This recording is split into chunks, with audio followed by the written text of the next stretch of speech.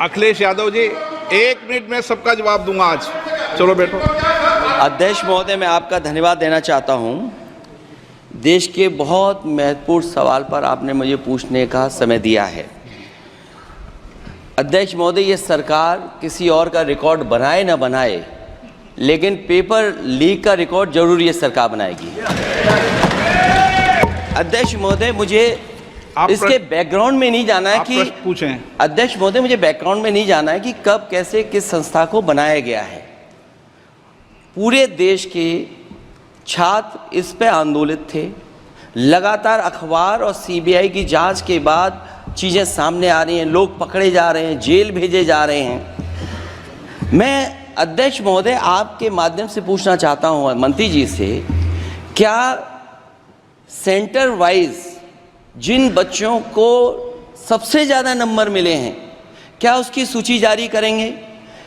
30,000 सीटें जहाँ हैं, कई सेंटर अध्यक्ष महोदय ऐसे हैं जहाँ 2,000 2,500 बच्चे पास हो गए हैं। सरकारी सीटें 30,000 हैं, कई सेंटर में 2,000 से ज़्यादा पास हो गए। कई प्रदेश के ऐसी जगह है जहाँ पर कुछ सेंटर से 600 से 650 से ज़्यादा सबसे ज़्यादा नंबर हैं। और अगर वो संस्था इतनी क्रेडिबल थी तो अध्यक्ष महोदय जिन सेंटर्स पे ये परीक्षा हुई उन सेंटर्स का इंफ्रास्ट्रक्चर क्या था? क्या मंत्री जी ने जानकारी की थी इस बात की? अध्यक्ष महोदय, मेरे आपके माध्यम से एक ही निवेदन है कि बिना ये मंत्री जी रहेंगे तो न्याय नहीं मिलेगा बच्चों को। अध्यक्ष महोदय, आदरणीय अखिलेश जी की प्रश्न का मैं विनम्रता से उत्तर देना चाहूँगा कि अभी सुप्रीम कोर्ट में जो चल रहा है केस, सुप्रीम कोर्ट ने ऑर्डर दिया पूरा विद्यार्थियों की सूची को वेबसाइट में उपलब्ध करा दो। सर, पिछले 3 दिन से देश भर की सारे विद्यार्थियों की लिस्ट पब्लिक डोमेन में उपलब्ध है। ये सारा चीज़ खुले पे है और कई प्रकार की तर्क आ चुका है। सर, मैं एक अभी उसमें केरल के विद्यार्थी भी अच्छे किए हैं, क्या हम ये कहेंगे भी वहाँ भी कुछ गड़बड़ी हुई थी? ऐसे आरोप करना, मैं देश की ग्रामीण इलाका, देश की एसटी एससी इस बार सबसे अच्छा परफॉर्मेंस करने वाले देश की एसटी एससी ग्रामीण बैकग्राउंड आर्थिक पिछड़े लोगों की है। क्या हम उनकी मेधा को हम चुनौती देते हैं? और बाकी रहा क्वेश्चन पेपर लीक की, सर मैं शुरू से मेरा एक स्टैंड रहा राजनीति नहीं करना, लेकिन अखिलेश जी जब वहाँ दायित्व में थे उस सूबे की, सर सारे सूची है कितने बार उत्तर प्रदेश में क्वेश्चन पेपर लीक हुए हैं। माननीय एक मिनट प्लीज, एक मिनट। राहुल गांधी जी, आप प्रश्न पूछना चाहते हैं? Speaker sir, it's obvious to the whole country. It's obvious to the whole country that there is a very serious problem in our examination system. This is not just a question of NEET, it is in all the major examinations.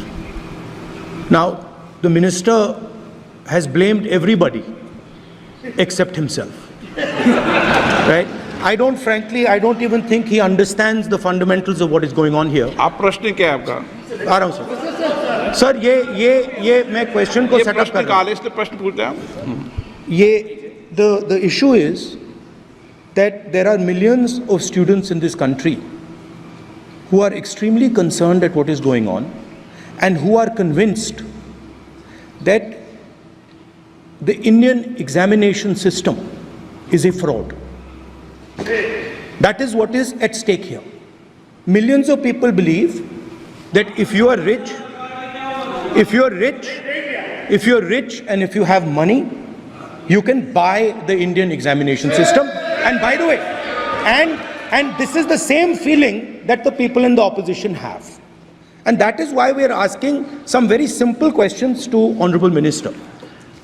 Number one, as this is a systemic issue, what exactly are you doing to fix this issue at a systemic level? Yes.